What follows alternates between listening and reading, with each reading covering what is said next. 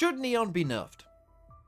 It's a pretty big question round about now in Valorant, and let's talk about it, shall we? So let's start with what some of the high-level pro players think, shall we? Well, this is my good friend Elevated Speaks. He tweeted out this kind of tier list that he believes, and he put Neon in the meta but overrated category in his opinion, as he is wont to do. He likes kind of weird agents and stuff. But then Nismo, who you might know as a pro player, just tweeted this back at him, this picture of Neon, and Elevator replied, "Neon is good, but people are acting like she's more broken than Chamber ever was. Overrated." And Nismo put, "She is 100% broken like Chamber was broken, maybe even worse." So that is the kind of level that people think, or at least, you know, pro players believe Neon to be at. So we're going to discuss, is Neon at that level, and does therefore Neon need a nerf, and if what nerfs are coming, what nerfs should Neon get, and when? So the first thing, when of course you're thinking about agents and whether they need a nerf or not, a very simple couple of things to look at, of course, is their pick rate and their win rate, right? If something has a really high pick rate and a really high win rate, probably needs a nerf, right? So what I thought we'd first do is take a look at a bunch of different tournaments and see where Neon's pick rate is. Let's start with Champs 2024.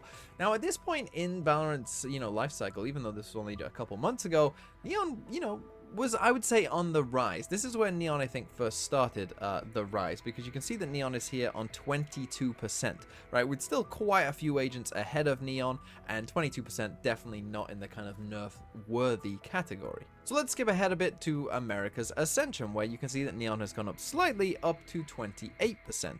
In EMEA Ascension, Neon was actually only at 16% though. But in the Pacific Ascension, Neon did climb up pretty considerably at 38%. So clearly in Pacific, Neon was seeing quite a bit of play across quite a few different maps. And then finally, I thought we'd take a look at the Red Bull Homeground, which is a tournament which has kind of been going on for a while in many different forms and stages across many different regions, giving us a pretty good overall picture of what teams are thinking right now. And you can see that Neon is way up there at 42%. Now you can still see that it's not like Neon is the most picked agent in the game. There's still 4 other agents ahead of Neon. That's still not above 50%. And in my opinion, when you're looking at agents and their pick rates of like what is worthy of a nerf, normally the plus 50% category is normally where I'm going, okay, a nerf is coming. Above 40%, like Neon was there, I think you could make a definite argument that, you know, there could be some problems there and maybe a nerf is needed.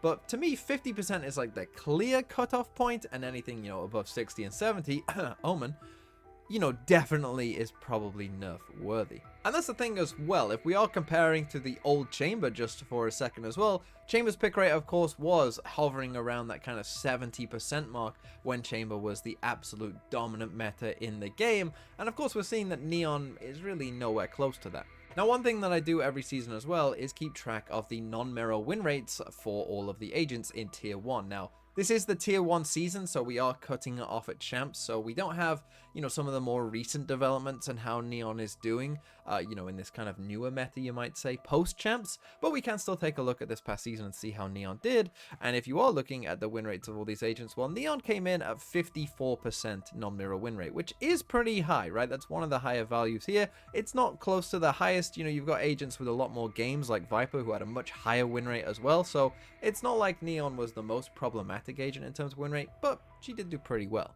But just looking at that data there, the pick rates and win rates that we've shown, you'd probably, if you were Riot, be looking at Neon as like a potential nerf target, but not like a definitive slam dunk just based on the pick rates and win rates.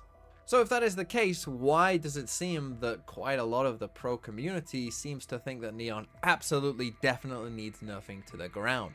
Well, we'll get to that later on, but first let me give my opinion on Neon and where Neon's strength is. I think that Neon's actual strength level as an agent is pretty good. You know, maybe better than Jett, and maybe even a bit better than Raze. But I don't think that Neon is, you know, crazy dominant, like unbelievable, you know, the power level through the roof, because I've watched some of these Neon pro games, and some of the times the Neon has almost zero impact.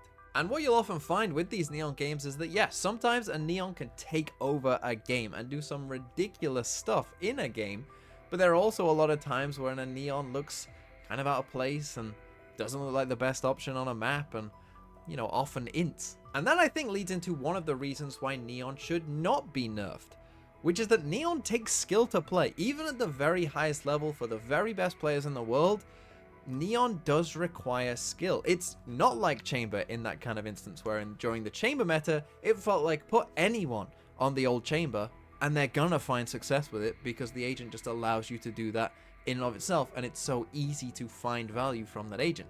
With Neon, you actually do need to have some skill expression on that agent. Not just anyone can do it. They have to put the time and the effort into actually learning how to play the agent and not make some massive mistakes. And from a viewer's perspective, that's actually really fun to see.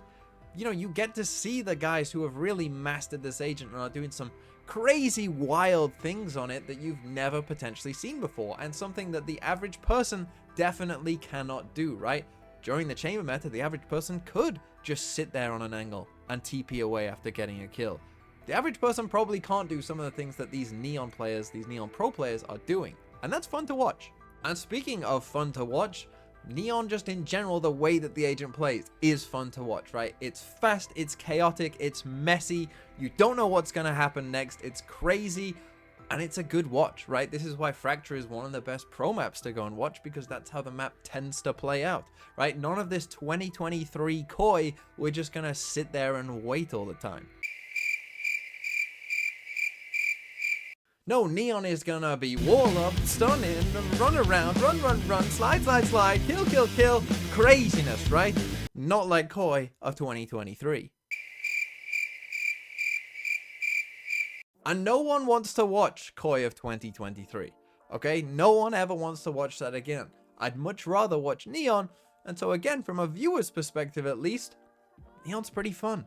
But despite me seemingly making the case for why Neon should not be nerfed, I do think that eventually Neon should be nerfed. And the reason is not because of the strength level even necessarily, even though I accept that Neon is a good to very good agent, but I think the frustration factor is high enough with Neon that what she can do just doesn't belong in the game. I of course am referring to the fact that Neon has full accuracy whilst sliding, and I think that this really is the crux of the problem. Right, this is really what most pros are complaining about when they're complaining about Neon. It doesn't have to do with the wall or the stuns or anything like that. It has to do with the fact that you can slide and be a very, very difficult target to hit while still having full accuracy as you are sliding.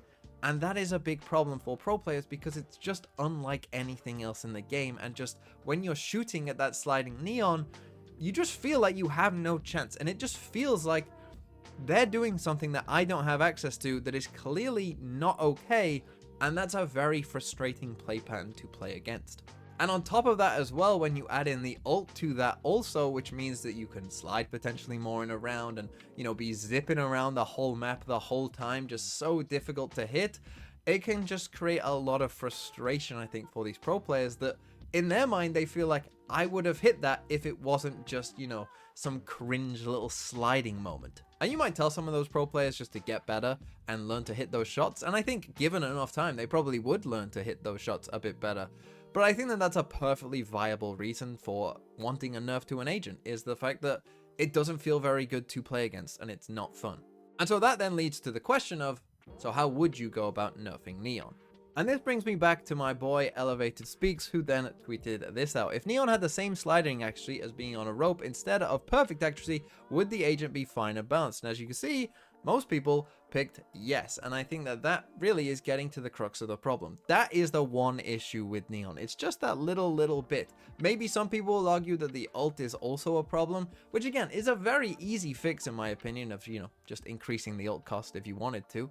And that's a perfectly reasonable way of nerfing the ult, because ult still should be strong. Maybe you just don't get it as often as you would. But I think that elevated suggestion there of having rope accuracy, where the Neon will still probably sometimes hit that shot, but certainly a lot less than they are right now. And at least you feel like you have a chance maybe when they are sliding that, they won't instantly delete you. I think that that would definitely help out the situation and help with Neon's overall play pattern as a whole.